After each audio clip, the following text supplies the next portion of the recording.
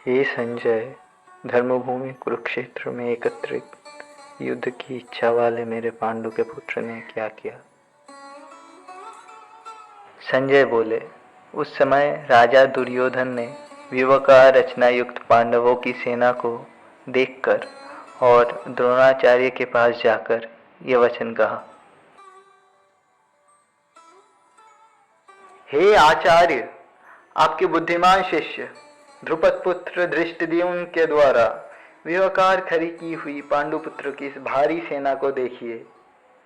इस सेना में बड़े बड़े धनुषों वाले तथा युद्ध में भीम और अर्जुन के समान सूरवीर सात्यकी और विराट तथा महारथी राजा ध्रुपद, धृष्टकेतु और चेतिकान तथा बलवान काशीराज, पुरुजीत, कुंती भोज और मनुष्य में श्रेष्ठ पराक्रमी युधामन्यु तथा बलवान उत्तमौजा सुभद्रा पुत्र अभिमन्यु और द्रौपदी के पांचों पुत्र, ये सभी महारथी हैं। हे ब्राह्मण श्रेष्ठ, अपने पक्ष में जो प्रधान हैं उनको आप समझ लीजिए। आपकी जानकारी के लिए मेरी सेना के जो जो सेनापति है उनको बतलाता हूँ।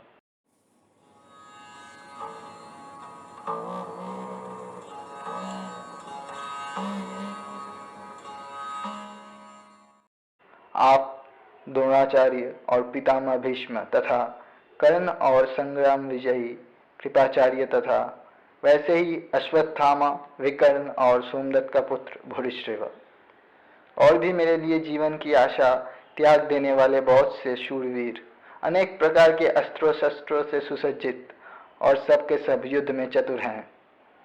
भीष्म पितामह द्वारा रक्षित हमारी वो सेना सब प्रकार से अजेय है और भीम द्वारा रक्षित इन लोगों की ये सेना जीतने में सुगम है। इसीलिए सब मोर्चों पर अपनी अपनी जगह स्थिर रहते हुए आप लोग सभी निसंदेह भीष्म पितामह की ही सब ओर से रक्षा करें। कौरवों के वृद्ध बड़े प्रतापी पितामह भीष्म ने उस दुर्योधन के हृदय में हर्ष उत्पन्न करते हुए उच्च स्वर से सिंह की दहाड़ के समान गरजकर शंख बजाया।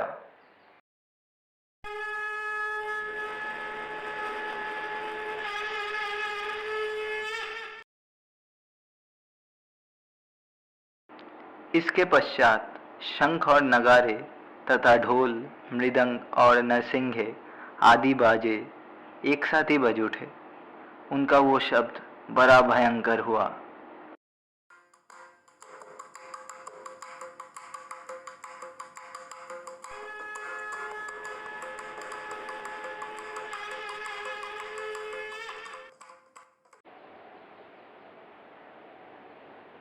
इसके अनंतर सफेद घोड़ों से युक्त उत्तम रथ में बैठे हुए श्री कृष्ण और अर्जुन ने भी अलौकिक शंख बजाए।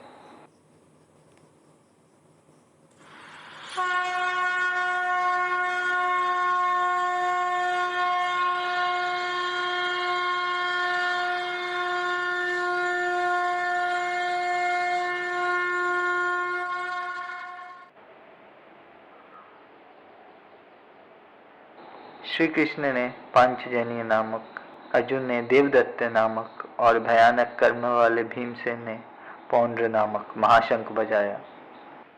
कुंती पुत्र राजा युधिष्ठिर ने अनंत विजय नामक और नकुल तथा सहदेव ने सुघोष और मणिपुष्पक नामक शंख बजाए। श्रेष्ठ धनुष वाले काशीराज और महारथी शिखंडी और धृष्टद्युम्न तथा राजा विराट और अजय सात्यकी, राजा द्रुपद और द्रौपदी के पांचों पुत्र और बड़े भुजा वाले सुभद्रा पुत्र अभिमन्यु, इन सभी ने हे राजन सब ओर से अलग अलग शंख बजाए।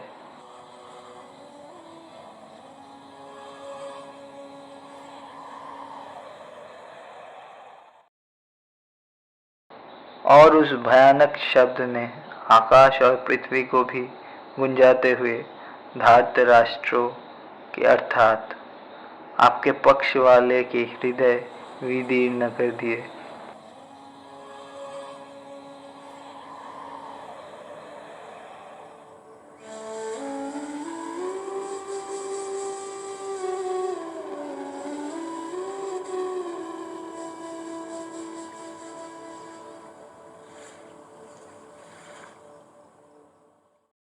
हे राजन, इसके बाद कपिध्वज अर्जुन ने मोर्चा बांधकर डटे हुए धृतराष्ट्र संबंधियों को देखकर उस शस्त्र चलाने की तैयारी के समय धनुष उठाकर ऋषिकेश श्री कृष्ण से ये वचन कहा।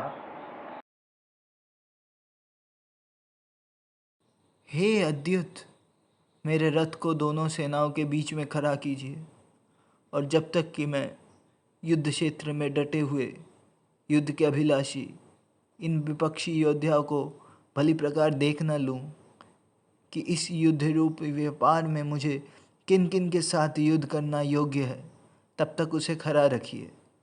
दुर्बुद्धि दुर्योधन का युद्ध में हित चाहने वाले जो ये राजा लोग इस सेना में आए हैं, इन युद्ध करने वालों को मैं देखूंगा। संजय बोले, हे धृतराष्ट्र, अर्जुन द्वारा इस प्रकार कहे हुए महाराज श्री कृष्णचंद्र ने दोनों सेनाओं के बीच में भीष्म और द्रोणाचार्य के सामने तथा संपूर्ण राजाओं के सामने उत्तम रथ को खड़ा करके इस प्रकार कहा कि हे पार्थ, युद्ध के लिए जुटे हुए इन कौरवों को देख।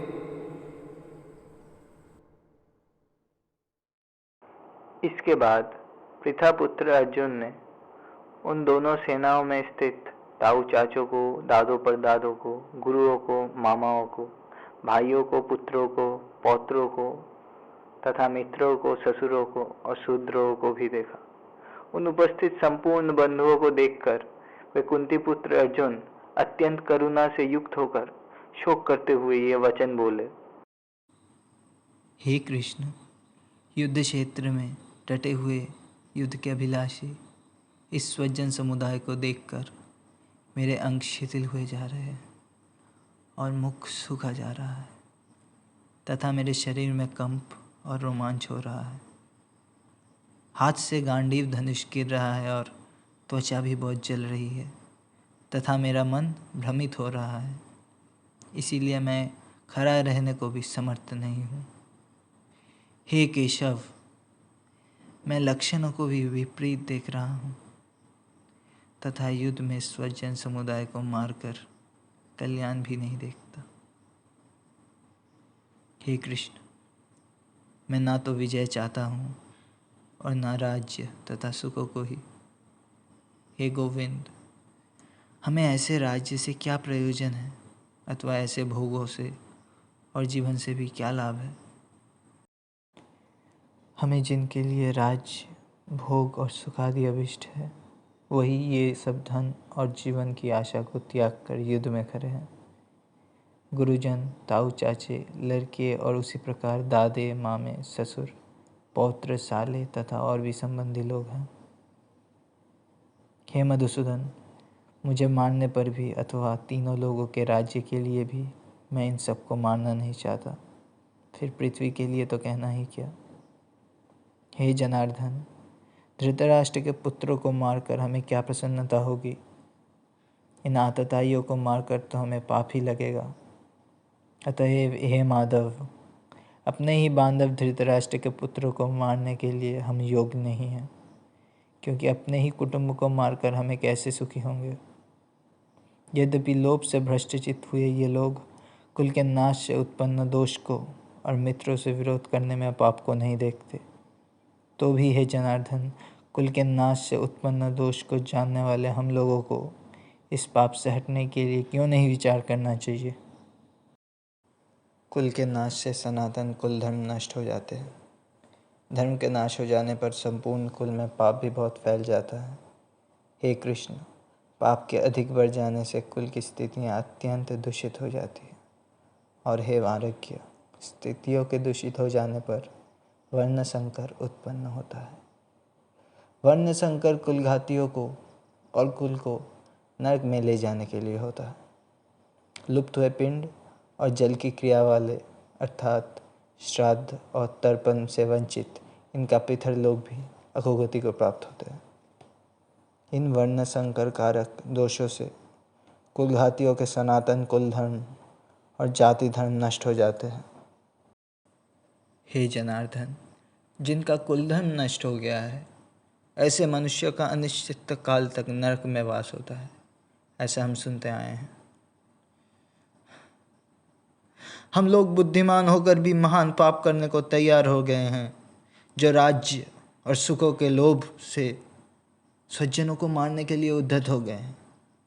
यदि मुझ शस्त्र रहित और सामना ना करने वाले को शस्त्र हाथ में लिए हुए धृतराष्ट्र के पुत्र रण में मार डाले, तो वह मारना भी मेरे लिए अधिक कल्याणकारक होगा।